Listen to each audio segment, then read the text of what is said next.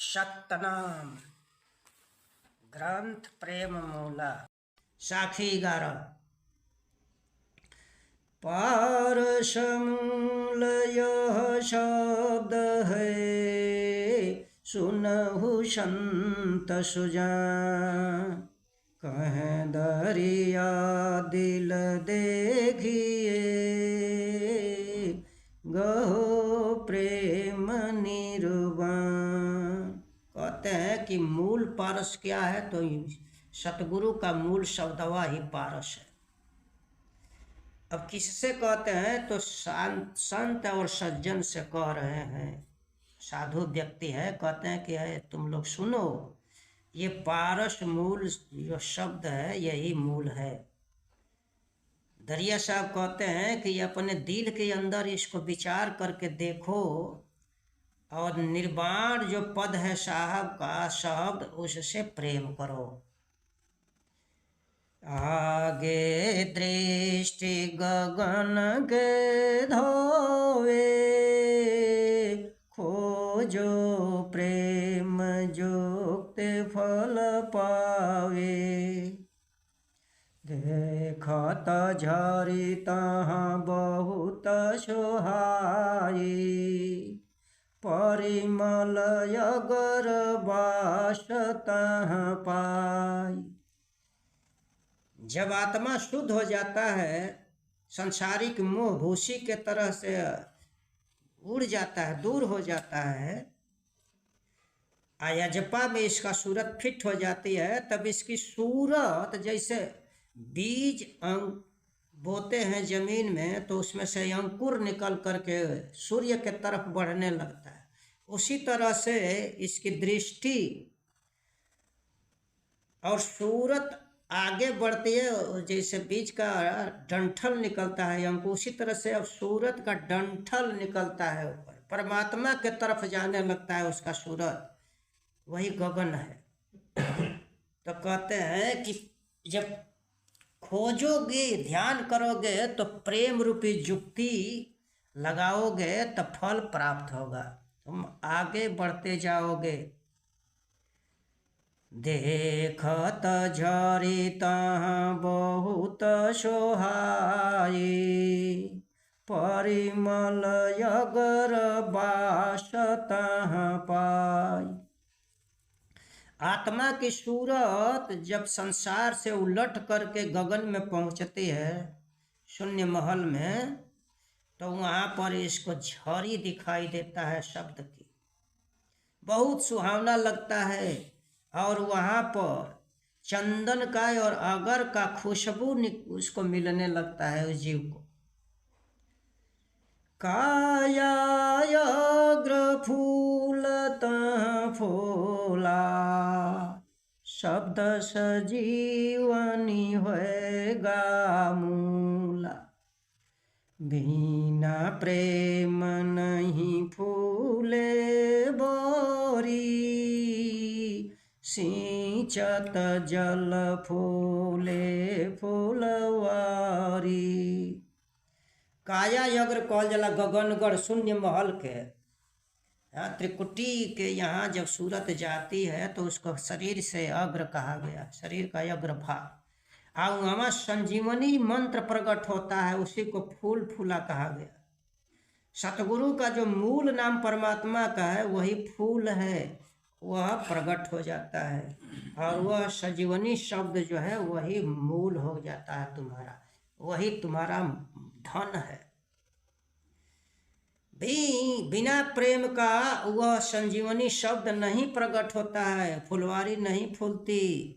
प्रेम से जब सींचेंगे तो वह फूलेगी, प्रेम के बिना किसी का नहीं फूलेगा, वो शब्द नहीं प्रकट होगा। कितना हो जोग जुक्ति करे, शरीर में तीनों लोक का दृश्य देखेगा, लेकिन वह फूल नहीं प्रकट होगा। सिंचत द्रुम हरियर भराता, देखत प्रेम सुंदर भोपाता। सुंदर फूल जो फूली चमेली, गुथिय हरियर हर ग्रीव महमेली। तब कहते हैं कि सिंचत ध्रुव हरियर भौराता। जब इस शरीर को सींचते हैं, सुमिरन करते हैं, तो यह हरा भरा हो जाता है, उसमें लीन हो जाता है शब्द में। और जब सीन आता है, सामने शब्द आता है, तो उसके नज़र में अब ये सुंदर सुपात्र हो जाता है। प्रेम के कारण ये आत्मा सुपात्र हो जाता है। सुंदर फूल जो फूली चमेली, गूंथी हार ग्रीव में मेली। जब फुलवारी चमेली का फूल खिलता है, सुंदर फूल, तो उसको लोग ले करके उसको धागे में गूंथ करके गले का माला लोग पहनते हैं, माला गले में डालते हैं, माला पहनते हैं। तिल पर फूल जो दिया बिछाई, गैचे वासना तिल समाई। सब घट नाम सजीवन गावे, बिनु परिचय कोई बासन पावे। तो जिस फूल का तेल बनाना होता है, तो तिल का तेल ही फुलेल बन जाता है। तिल को जिस फूल का खुशबू देना रहता है, जैसे केवड़ा का फूल तेल बनाना होता है, तो केवड़ा के फूल को तिल के ऊपर बिछा दिया जाता है। या जिस फूल का नाम देना होता है तेल का, जिस तिल के तेलवा को जिस चीज का तेल बनाना होता है, उसके फूल को तिल के ऊपर बिछा दिया जाता है, और वह तिल जो है फूल का सुगंधी अपने में खींच लेती है।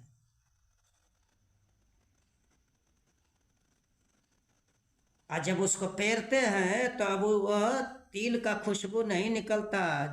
जिस फुलवा का सुगंधिया उसमें समाया रहता है, उसी जैसा उसमें सुगंधी हो जाता है। अब उसका तिल का तेल, उसका नाम पड़ जाता है फुलेल, फलाना चीज का ही तेल है। सब घट नाम सजीवन गावे, बिनु परिचय कोई बासन पावे। सारे शरीर में संजीवनी शब्द का ही लोग गान करते हैं। जिस भी मत का है, जिस भेख का लोग हैं, तो वैसी परमात्मा के नाम को ही लोग गाते हैं कि हम उन्हीं का नाम याद करते हैं। लेकिन उनका नाम का परिचय जिसको होता है, वही उसी को ज्ञान होता है। साहब के नाम का परिचय जिसको नहीं है, तो उनको ज्ञान प्राप्त नहीं होगा, वास नहीं मिलेगा। पेरे तिल तेल लगाना, शब्द जिन्नी से बिल गाना। जैसे तिल को पेर देने पर तेल अलग हो जाता है तिल से, उसी तरह से जो सतगुरु के शब्द को छीन लेता है, तो परिवार से वो अलग हो जाता है, संसार से अलग हो जाता है, उसका स्वभाव बदल जाता है। तिलक ते साखी 12वां। तिलक तेल फूलेल भो, मेटा तिलको नाम। सतगुरु शब्द समाने हो, बसे अमरपुर गाम। जैसे तिल का तेल अब फुलेल बन गए। अब केहू ना कहे कि तिल का तेल है, अब केवड़ा का तेल हो गए, चमेली का तेल हो गए, फलाना का तेल हो गए, ऐसे उसका नाम पड़ जाएगा। उसी तरह से सतगुरु का शब्द जकरा हृदय में सूरत में बस जाला, समा जाला, तब वो का हो जाए कि अमरपुर में जाकर वो बस जाए, वहाँ उसका निवास हो जाए, ये दुनिया से अलग हो जाए। भृंगा पारस कहवां पाई, कैसे कीट से भृंग बनाई, वाग वेद लखे नहीं कोई, पढ़े पंडित ज्यों वेद बिलोई। अब इसमें भृंगा का अध्याय पेश करते हैं। भृंगा के बारे में कहते हैं कि भृंगा कहाँ से वो पारस पाता है कि कीड़ा जो होता है तो भृंग बन जाता है, यानी किसके पारस के लगने से कीट जो है भृंग बन जाता है। कहाँ वो पारस पाता है भृंगी, उसका भेद कोई नहीं समझता है। जो वेद का मथन करता है पंडित लोग पढ़ पढ़ करके, वो भी नहीं समझते हैं। ताते सतगुरु कहब खानी, यह भेद बिरला केहू जानी। स्वाति जबहि बरसि गो भाई, परा जल धरती पर आई। कहते हैं कि इसलिए जाते शब्द लिखा है ना, इस वहाँ जाते नहीं है, ताते। ताते माने इसलिए साहब सतगुरु जो है वर्णन किए, इसका कह करके बता रहे हैं। इसका भेद कोई बिरला जानता है। जब स्वाति नक्षत्र का बारिश होला, कहते हैं कि हे भाई, जब स्वाति नक्षत्र जब बरसती है और धरती पर उसका जल गिरता है, स्वाति को जल परसलिन्ना, भृंगा प्रेम जोक्ति जोकिन, कीट को पंख तोरी के लिन्ना, घर धियारे बैठे काकिन। तो उस स्वाति की बूंद को रूपी पारस को भृंगा जो है अपने मुख में रखता है।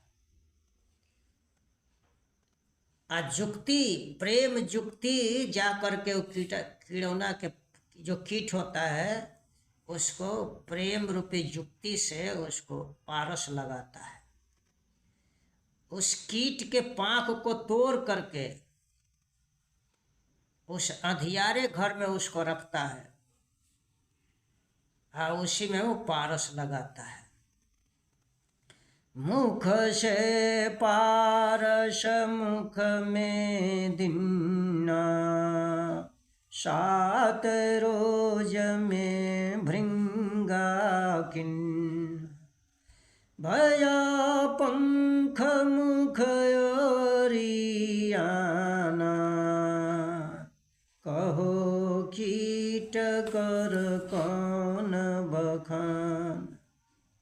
तब वो मुहवा से ओकरा मुहवा में पारस लगावेला। 7 दिन में अब कीट से वो भृंगा बन जाला। अब ओकर भृंगा जैसा पाँख हो गई, मुंह बन गए।